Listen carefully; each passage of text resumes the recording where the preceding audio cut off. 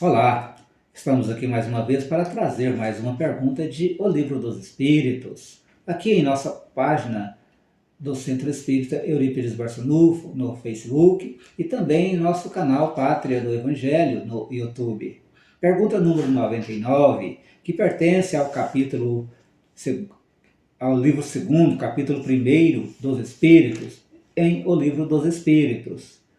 Os espíritos da terceira ordem são todos eles essencialmente maus?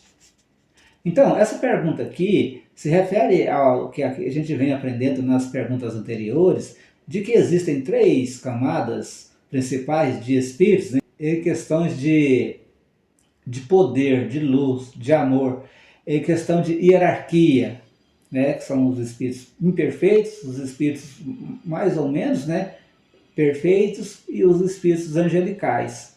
Estamos então aqui na pergunta onde Kardec quer saber sobre as características dos espíritos de terceira ordem, né, se eles são realmente todos eles especialmente maus. Quando a gente olha o comportamento das pessoas ao nosso redor, tanto meu, seu, qualquer um que esteja assistindo o vídeo, a gente vai perceber que somos pessoas cheias de problemas, de defeitos, assim como temos muitas virtudes também, muitos saberes, mas ainda temos muita sombra. É um jogo de sombra e luz, onde que ainda prevalece mais a sombra, principalmente a sombra da ignorância, que ela talvez não seja tão, assim, a sombra da maldade, a sombra daquela energia negativa, daquele espírito mal que nós temos dentro da gente ainda, talvez ela não seja tão forte, mas a sombra da ignorância ela é muito forte ainda, né? Poucos de nós saberiam resolver uma fórmula complexa de matemática ou resolver uma questão científica. Não teríamos, talvez, não seja, que seja no conjunto, essa força para conseguir resolver muitos desses problemas. Portanto, a nossa ignorância também em relação a Deus, em relação à espiritualidade, em relação à vida, essas questões ainda estão muito longe de nós alcançarmos, nós aperfeiçoarmos. E por isso nós somos espíritos imperfeitos. Nós não somos assim tão essencialmente maus, como foi a pergunta de Kardec. E por isso nós vamos ler a resposta para que a gente possa comentar também um pouquinho mais sobre isso. Não, alguns não fazem nem bem nem mal. Outros, ao contrário, se comprazem no mal e ficam satisfeitos quando encontram a oportunidade de fazê-lo. Aliás, existe ainda os espíritos levianos ou estouvados, mais enganadores do que malvados, que se comprazem antes na malícia que na maldade, e que encontram prazer em mistificar e causar as pequenas contrariedades das quais se riem. Bom, beleza, então como que a gente vai entender isso? Os espíritos imperfeitos, muitos já adquiriram determinada bondade, mas ainda estão mais presos à ignorância e ao mal. Os espíritos imperfeitos talvez seja assim, uma espécie de linhagem de conhecimento, né, que se estende, né, até muito abaixo e chega até ao nível onde nós estamos. Talvez os homens, agora, as famílias, o homem de bem, ele já desenvolveu, já está saindo dessa questão de imperfeição, entrando naquela segunda ordem de espíritos.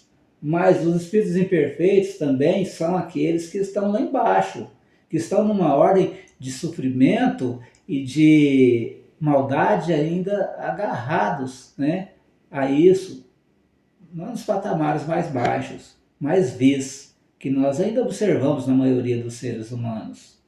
Mas, desenvolvendo tudo isso para o bem, aprendendo com as nossas experiências, abandonando esses hábitos ruins, o homem vai galgando nessa hierarquia e alcançando então cada vez melhores sintonias com o amor, com o bem, com a bondade, e se tornam pessoas melhores e por isso mais felizes. Gente, uma pessoa, quanto mais ela se sente bem, quanto mais ela é ligada a Deus, ela é ligada às coisas boas, ela é ligada à vida, de fazer o bem, de ser uma pessoa positiva, mais feliz ela se sente. A felicidade, ela vai inundar a alma daquele que desenvolve o seu espírito para o bem e para o belo.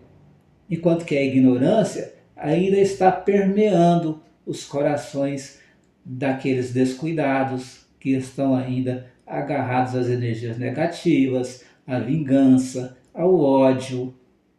E isso é o que nós trabalhamos quando a gente quer crescer, quando a gente desenvolve a reforma íntima. E aí está a importância do Evangelho de Jesus ser entendido desta forma, e não de forma talvez religiosa, aquela coisa assim de promessa, de salvação, essa coisa de nós aceitarmos Jesus para sermos depois salvos de uma determinada dificuldade, né? De um naufrágio terrível. Não, ainda é preciso ver Jesus como caminho, verdade e vida.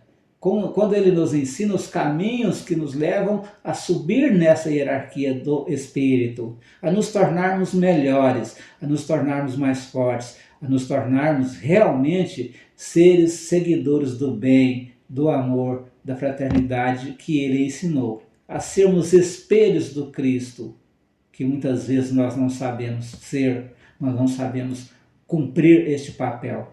Me coloco nesta situação porque eu, ou não sei se vocês se observam assim, na maioria das vezes a gente se vê na situação de revolta, tristeza e de muitas vezes de desejo de vingança contra o próximo. Embora que a gente já tenha a capacidade de reconhecer isso, muitos de nós nem essa capacidade tem ainda.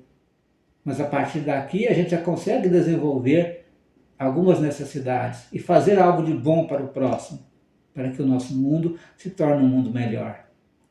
Beleza, gente? Nós vamos então para a outra pergunta de número 100, que vai falar sobre a escala espírita, que é uma série, né, vamos dividir mais essa escala dos espíritos para a gente ver mais ou menos na qual que a gente se situa. Mas isso no próximo vídeo, que nós vamos desenvolver mais à frente. Muito obrigado, que Deus nos abençoe.